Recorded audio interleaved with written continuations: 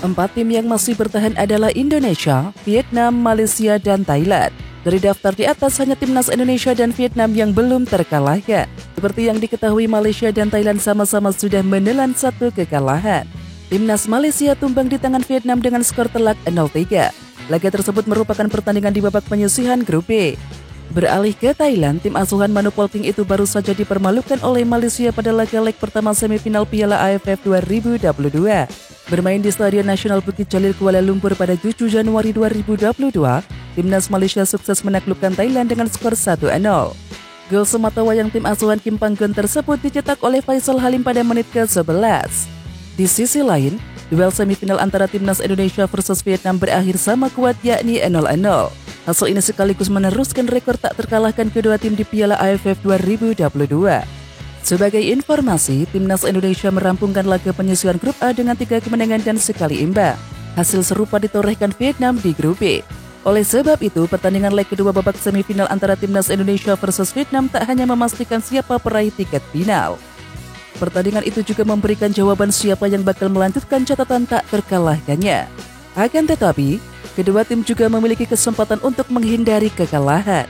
Bila duel antara timnas Indonesia versus Vietnam berakhir seri dengan adanya gol, maka timnas Indonesia yang berhak lolos ke babak selanjutnya. Pertandingan tersebut dijadwalkan akan terlaksana di Stadion Mai Ding, Hanoi, Vietnam pada Senin 9 Januari 2023. Winger timnas Indonesia Yaakob Sayuri menjadi salah satu pemain yang sukses memberikan serangan-serangan ke gawang Vietnam. Ada sekitar 4 kali Yaakob Sayuri membuat peluang. Salah satu yang paling menjadi perhatian adalah pada menit ke-31.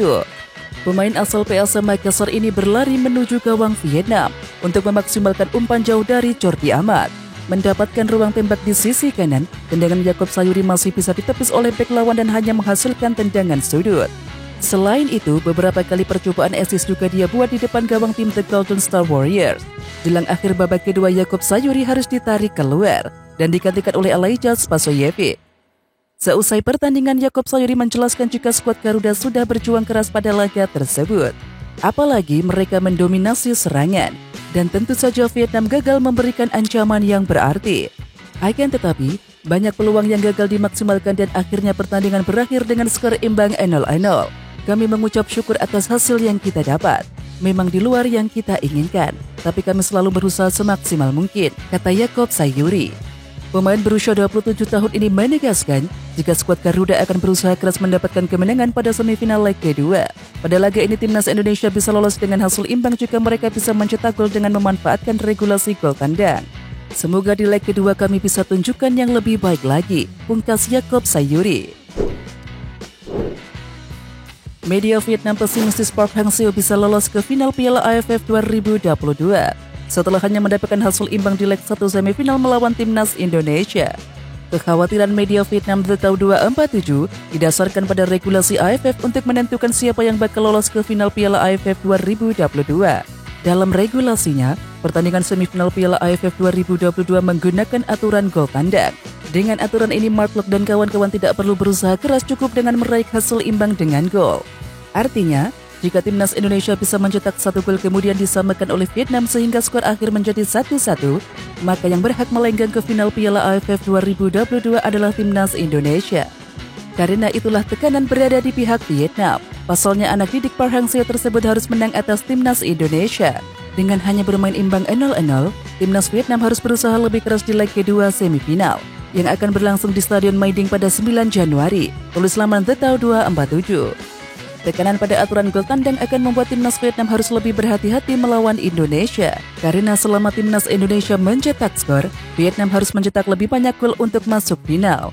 Selain tekanan dari regulasi AFF, Vietnam akan menghadapi skuad Garuda yang sedang berada di puncak performanya. Seperti diketahui, timnas Indonesia berhasil meredam kekuatan Vietnam sehingga di leg 1 semifinal Piala AFF, Vietnam tidak berhasil mencetak gol. Semua pemain Garuda percaya diri bisa mengalahkan Vietnam di Stadion Mai Ding, Hanoi. Kiper timnas Indonesia Nadeo Argawinata mengatakan peluang untuk mendapatkan kemenangan atas Vietnam cukup besar. Syaratnya timnas Indonesia harus bermain seperti di leg 1 semifinal Piala AFF 2022.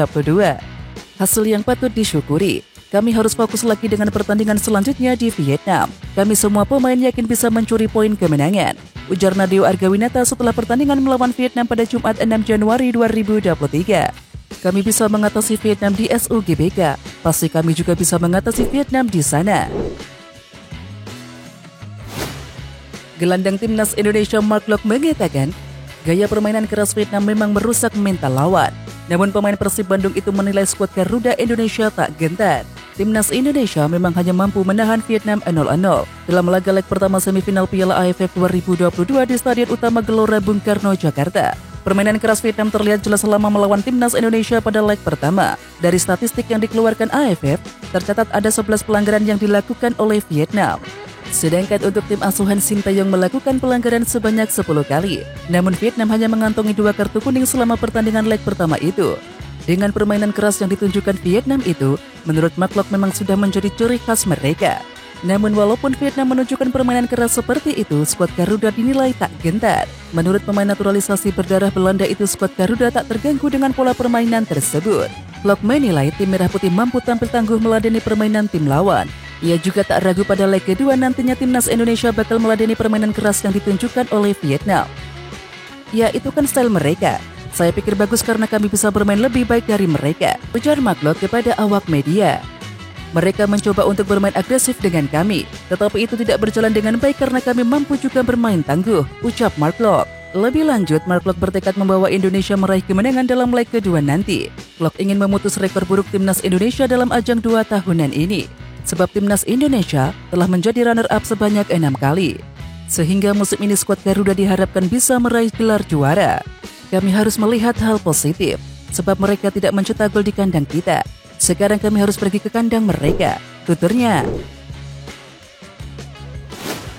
Di tengah ramainya pemberitaan tentang pemain keturunan yang berbondong-bondong tertarik membela timnas Indonesia, namun ada pula beberapa pemain yang menyatakan menolak untuk membela timnas Indonesia, meski punya garis keturunan Indonesia juga. Yang pertama ada Jayden Oosterwolde. Pada tahun 2020 lalu, Yunus Nusi mengumumkan bahwa Jayden Oosterwolde menolak panggilan untuk membela timnas Indonesia. Setelah dipinjamkan ke Parma, bek berusia 20 tahun tersebut justru sangat jarang mendapatkan kesempatan bermain. Yang kedua ada Emil Audero. PSSI disebut menarik undur proses naturalisasi Emil Audero. Dikatakan bahwa pemain berusia 25 tahun tersebut seolah mengulur waktu dan proses menjadi WNI. Pemain kelahiran Mataram tersebut dipercaya tampil dalam 16 penampilan di Liga Italia. Kemudian yang ketiga ada Ragnar Orek Manggoen. Kabar soal proses naturalisasinya pun sempat ramai dibahas.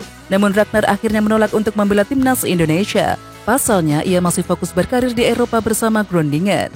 Yang keempat ada Miss Hilgers. Anggota EXO PSSI Hassani Abdul Ghani menyebut Miss Hilgers tidak jadi dinaturalisasi oleh Indonesia. Padahal bek FC20 itu sebelumnya diprediksi bakal bisa bermain buat timnas Indonesia.